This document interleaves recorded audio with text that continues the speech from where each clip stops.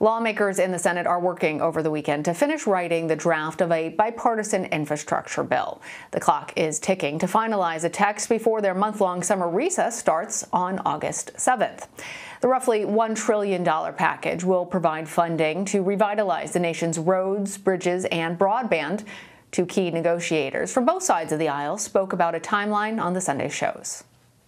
It's 99 and 9/10 finished. They're drafting it. The text will be done. Hopefully we'll introduce it today. We'll vote on it tonight. We'll start amendment process hopefully on Monday. If not, but we want to be done by Thursday. We want to move on, okay? We're going into the session today at 12, and I think we will be able to lay down the bill later today and begin perhaps consideration of some amendments. My hope is that we'll finish the bill by the end of the week. And will it have at least 10 Republican senators to vote for it? I believe that it will. For more, let's bring in Jess Bidgood. She's a national politics reporter for the Boston Globe. Jess, thanks for being here. So even if infrastructure passes in the Senate, it still faces a less than certain future in the House. Are progressive Democrats still fully committed to linking this bill to the much larger budget reconciliation package? Yes, they are. Senate negotiators are finalizing the details of that bipartisan bill. It would add $550 trillion in new spending on roads, bridges, and transit. Billion, I mean. The final text hasn't yet been unveiled. A shell version of that bill has been moving forward with a sizable bipartisan majority. But this package is much smaller than what most Democrats want. Senate Majority Leader Chuck Schumer says he'll move forward then with a budget resolution that will allow reconciliation rules to be used for this $3.5 trillion package with social spending on issues like education, childcare, climate change, the kinds of issues that Democrats in the House and also some in the Senate have made clear that if there's no spending on those things, particularly climate, they won't back the bipartisan deal. That's where it gets really tricky because conservative Democrats like Kyrsten Sinema of Arizona, Joe Manchin of West Virginia aren't guaranteeing that they'll support that bill. For Democrats, the margins in both the House and the Senate are so thin. They have to stick together if they want to pass this whole thing. And it's not clear yet whether or not that's going to happen. It's going to be a legislative tightrope walk, I think, from now until whenever this gets done, if it gets done. Yeah, we saw Senator Joe Manchin of West Virginia trying to thread that needle politically when speaking with her own John Dickerson today.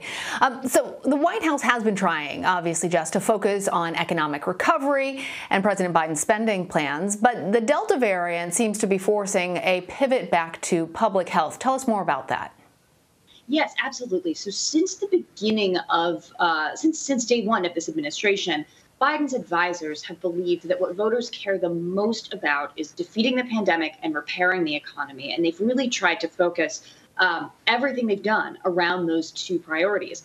Right now, the resurgence of the virus is absolutely overshadowing economic gains and the progress that has been made on that infrastructure deal. You can't throw a party for your infrastructure deal when everybody is scared about the Delta variant and hearing new advice from the CDC about what to do.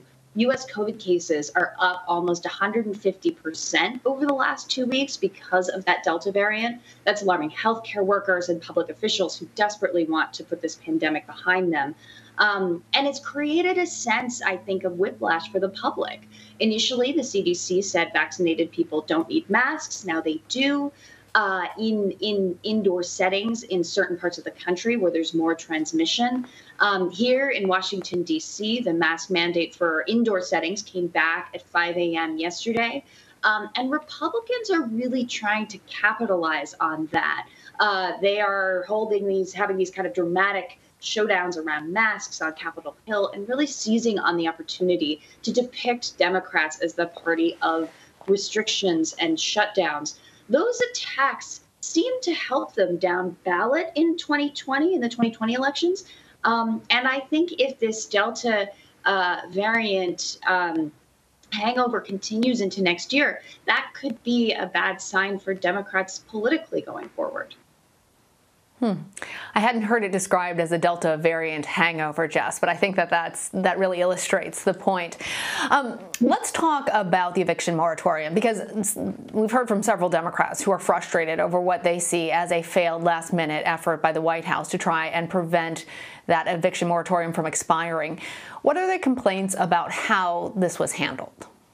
Sure. So progressive Democrats really say that they have to blame themselves. They have to blame the Democratic Party for the expiration of this eviction moratorium. Just this morning, Alexandria Ocasio-Cortez of New York was blaming it on, quote, a handful of conservative Democrats in the House that threatened to get on planes rather than hold this vote, unquote. In the House, Democrats were scrambling late this week. Speaker Pelosi was trying to whip votes and get something done. And ultimately, she and Democratic leadership have blamed Republicans for the failure of their effort to extend the moratorium. Progressive Democrats who, as we just saw, some of them spent the night sleeping outside Capitol Hill to draw attention to this issue, they say this failure is squarely on them. Jess, one last question for you. You'd mentioned earlier about how all of these things that are happening in D.C. might affect down-ballot campaigns in the midterm election.